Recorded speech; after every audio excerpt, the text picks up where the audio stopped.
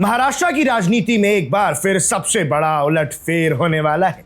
शरद पवार एक बार फिर पूरे देश को चौंकाने की तैयारी तो नहीं कर चुके? और सबसे बड़ा सवाल, क्या अजीत पवार के जाने के बाद बिखरी हुई एनसीपी के दोनों धड़ फिर से एक होने जा रहे हैं, और वो भी बीजेपी की शर्तों पर?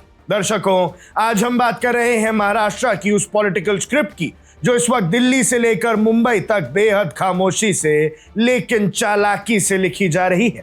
सोर्सेस के हवाले से एक बहुत बड़ी खबर सामने आ रही है। खबर यह है कि शरद पवार का कैंप यानी एनसीपी शरद पवार बीजेपी के नेतृत्व वाले एनडीए अलायंस में शामिल होने के लिए फीलर्स भेज रही है। लेकिन यहां एक ट्विस्ट है, बीजेपी कोई जल्दबाजी में नहीं है और ना ही वो शरद पवार की पार्टी को एक अलग एंटिटी के रूप में एनडीए में एंट्री देने के मूड में है। बीजेपी का साफ कहना है कि अगर एनडीए में आना है तो पहले सुनेत्रा पवार के नेता लेस पद चुके एनसीपी फैक्शन के साथ मर्ज होना होगा, यानी एक यूनिफाइड एनसीपी बनाना होगा जिसमें अजित पवार की भी एनसीपी शामिल होगी और शरद पवार की भी। अब आप सोचेंगे कि अचानक ऐसा क्या हुआ कि महाराष्ट्र की पॉलिटिक्स में यह नया चैप्टर शुरू हो गया।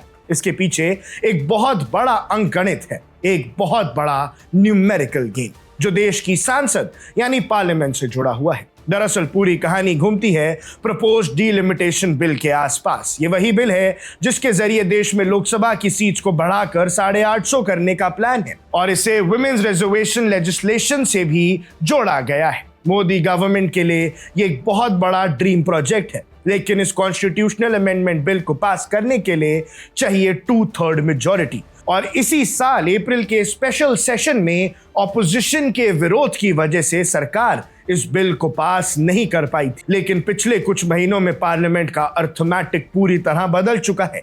वेस्ट बंगाल से ममता बनर्जी की पार्टी तृणमूल कांग्रेस के 20 बागी सांसद एक छोटी सी party nationalist citizens party of India में मर्ज होकर पहले ही एनडीए को सपोर्ट कर चुके हैं। उद्धव ठाकरे फैक्शन के भी 6 एमपीज एकनाथ शिंदे की शिवसेना में शामिल हो चुके हैं और अब सबकी नजरें हैं शरद पवार की एनसीपी पर, जिसके पास लोकसभा में 8 और राज्यसभा में 1 सीट है। हाल ही में बारामती की एमपी सुप्रिया सुले ने एक बहुत ही चौंकाने वाला बयान दिया था। उन्होंने कहा कि अगर डीलिमिटेशन के तहत सभी स्टेट्स में यूनिफॉर्म तरीके से 50% सीट्स बढ़ती हैं तो इसका विरोध करने का कोई ठोस कारण नहीं बनता। हालांकि उन्होंने मीडिया की उन अटकलों को खारिज किया जहां उनके मंत्री बनने की चर्चा चल रही थी, लेकिन उनके इस बदलते रुख ने सबको सोचने पर मजबूर कर दिया है। वहीं जब शरद पवार से इस बारे में पूछा गया तो उनका पुराना अंदाज देखने को मिला।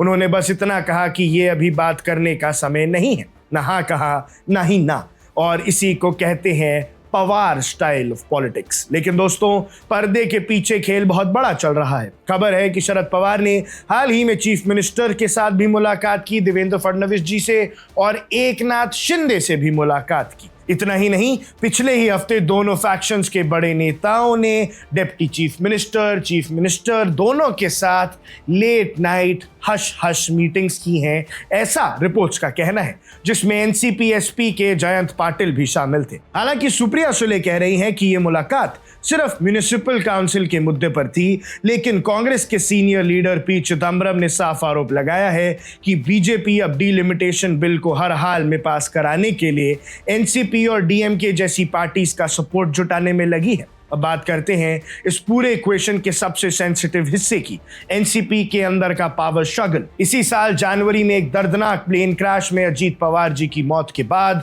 उनकी फैक्शन का नेतृत्व उनकी धर्मपत्नी सुनेत्रा पवार के हाथ में आई। लेकिन तभी से पार्टी के अंदर फैक्शनलिज्म खुलकर सामने आ गया। पार्टी का एक तबका चाहता है कि सुनेत्रा और अजीत पवार का बेटा पार्थ पवार को यूनियन कैबिनेट में जगह मिले, जबकि प्रफुल्ल पटेल और सुनील तत्कारे जैसे बड़े चेहरे खुद दावेदारी ठोक रहे हैं। ऐसे में अगर शरद पवार की एंट्री डायरेक्ट एनडीए में होती है तो प्रेजेंट अलायंस यानी एकनाथ शिंदे की शिवसेना और सुनेत्रा पवार की एनसीपी के अंदर एक इनसिक्योरिटी और इंस्टेबिलिटी पैदा हो सकती है। इसलिए बीजेपी ने एक बड़ा कैरेट डैंगल्ड किया है, एक बड़ा ऑफर दिया है। फॉर्मूला यह है कि अगर दोनों फैक्शंस आपस में रियूनाइट हो जाते हैं तो आने वाले समय में दोनों ही धड़ों से एक एक लीडर को सेंटर में मंत्री पद दिया जा सकता है। इससे पार्टी का विवाद भी खत्म हो जाएगा और एनडीए के अंदर बैलेंस भी बना रहेगा। लेकिन क्या ये इतना आसान है?